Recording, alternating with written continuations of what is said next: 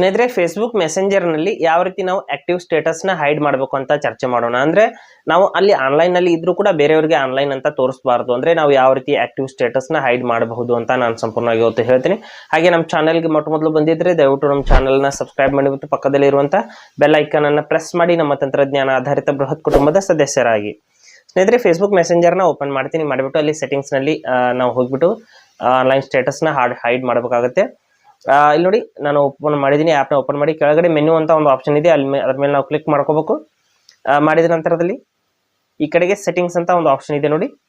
ನಮ್ಮ ಹೆಸರಿನ ಕೆಳಗಡೆ ಒಂದು ಸೆಟ್ಟಿಂಗ್ಸ್ ಅಂತ ಆಪ್ಷನ್ ಇರುತ್ತೆ, ಅಲ್ಲಿ ನಾವು ಕ್ಲಿಕ್ ಮಾಡ್ಕೋಬೇಕಾಗುತ್ತೆ. ಇಲ್ಲಿದೆ ನೋಡಿ ಸೆಟ್ಟಿಂಗ್ಸ್ ಅಂತ, ಅಲ್ಲಿ ಕ್ಲಿಕ್ ಮಾಡಿದ ನಂತರದಲ್ಲಿ ಸ್ವಲ್ಪ ಕೆಳಗಡೆ ಬಂದ್ಬಿಟ್ಟು ಇಲ್ಲಿ ಆಕ್ಟಿವ್ ಸ್ಟೇಟಸ್ ಅಂತ ಒಂದು ಆಪ್ಷನ್ ಇದೆ ನೋಡಿ, ಅದ್ರ ಮೇಲೆ ಕ್ಲಿಕ್ ಮಾಡ್ಕೊಳ್ಳಿ.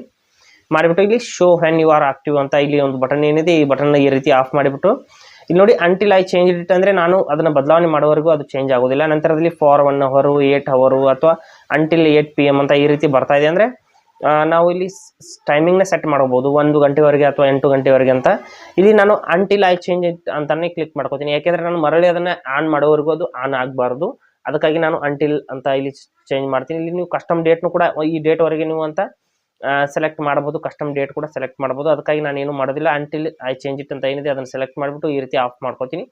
ಮಾಡಿದ್ರೆ ಇದ್ರ ಮರಳಿ ಆಟೋಮೆಟಿಕ್ ಆಗಿ ಆನ್ ಆಗೋದಿಲ್ಲ ಸ್ನೇಹಿತರೆ. ನಾವು ಯಾವಾಗ ಅದನ್ನ ಆನ್ ಮಾಡ್ತೀವಿ ಅಲ್ಲಿವರೆಗೂ ಅದು ಯಾವುದೇ ಕಾರಣಕ್ಕೂ ಆನ್ ಆಗೋದಿಲ್ಲ. ಈ ರೀತಿ ನೀವು ಫೇಸ್ಬುಕ್ ಮೆಸೆಂಜರ್ ನಲ್ಲಿ ಆಕ್ಟಿವ್ ಸ್ಟೇಟಸ್ ನ ಹೈಡ್ ಮಾಡ್ಕೋಬಹುದು. ಹಾಗೆ ಸ್ನೇಹಿತರೆ, ಕೊಟ್ಟಿರೋ ಮಾಹಿತಿ ಸಂಪೂರ್ಣ ಮತ್ತು ನಿರೂಪಣೆ ಮಾಡಿದೆ ಶೈಲಿ ಉತ್ತಮ ಅಂತ ಅನಿಸಿದ್ರೆ ವಿಡಿಯೋನ ಲೈಕ್ ಮಾಡಿ ಮತ್ತು ನಿಮ್ಮ ಸ್ನೇಹಿತರಿಗೂ ಕೂಡ ಶೇರ್ ಮಾಡಿ.